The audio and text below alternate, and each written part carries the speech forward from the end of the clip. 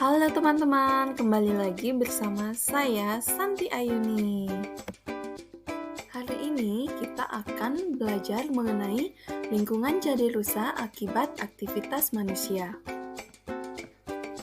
Tanpa kita sadari, berbagai kegiatan manusia dapat menyebabkan perubahan lingkungan. Kegiatan manusia tersebut didasari oleh kebutuhan untuk tetap hidup. Contohnya, sampah plastik yang dibuang ke sungai akan mencemari lingkungan. Air sungai tidak bisa dimanfaatkan karena mengandung mikroplastik. Mikroplastik dapat menjadi tempat menempelnya bahan berbahaya yang lain. Plastik yang dibuang begitu saja di jalan tidak akan berada di situ selamanya. Sampah plastik akan terbawa oleh angin dan hujan menuju saluran air, misalnya selokan. Dari selokan, sampah plastik akan terbawa ke sungai hingga kemudian berakhir di laut. Plastik yang berakhir di laut akan berdampak pada ekosistem laut. Contohnya, binatang laut bisa saja memakan sampah plastik atau terluka akibat terjerat barang yang terbuat dari plastik. Sebagai makhluk ciptaan Tuhan, kita harus selalu menjaga dan menyayangi lingkungan yang ada di sekitar kita agar tidak tercemar oleh sampah plastik. Dengan menjaga lingkungan, kita sudah dapat mencerminkan sikap menghargai ciptaan Tuhan. Hampir semua aktivitas manusia akan menghasilkan sampah. Jumlah manusia yang bertambah juga menyebabkan semakin bertambahnya sampah yang dihasilkan. Beberapa sampah mengandung bahan yang membutuhkan waktu lama untuk terurai, contohnya plastik. Sebagai manusia, kita harus selalu menjaga kebersihan lingkungan agar tetap terjaga.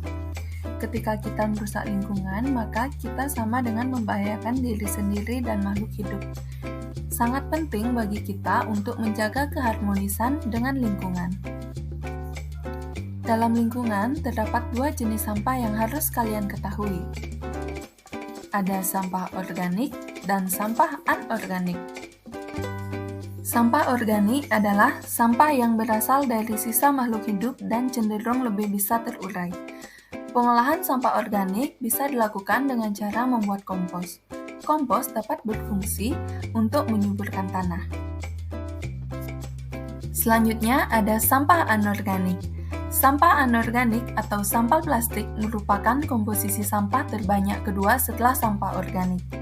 Penggunaan plastik sudah menjadi bagian dari kehidupan manusia, mulai dari pembuatan perlengkapan rumah tangga sampai kendaraan.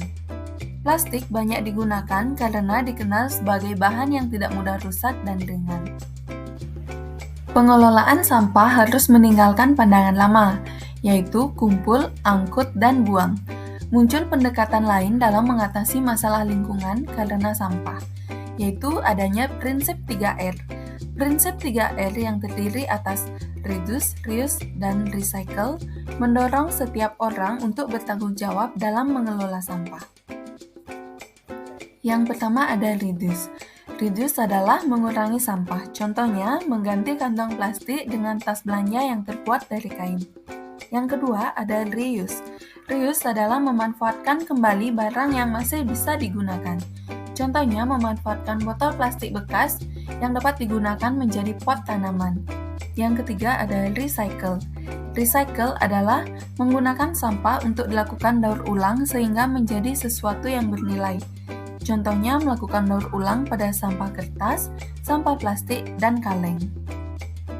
Sebagai makhluk ciptaan Tuhan, kita harus selalu menjaga keharmonisan sesama manusia agar kita dapat bersama-sama menjaga lingkungan tetap bersih. Selanjutnya, sebagai bentuk peduli lingkungan, kita akan membuat proyek EcoBrick dengan memanfaatkan sampah plastik yang ada di lingkungan sekitar kita. Adapun alat dan bahan yang digunakan dalam proyek EcoBrick ini yaitu botol plastik bekas, sampah plastik, stik kayu, dan gunting. Sekian penjelasan materi yang kita pelajari hari ini. Selamat mengerjakan!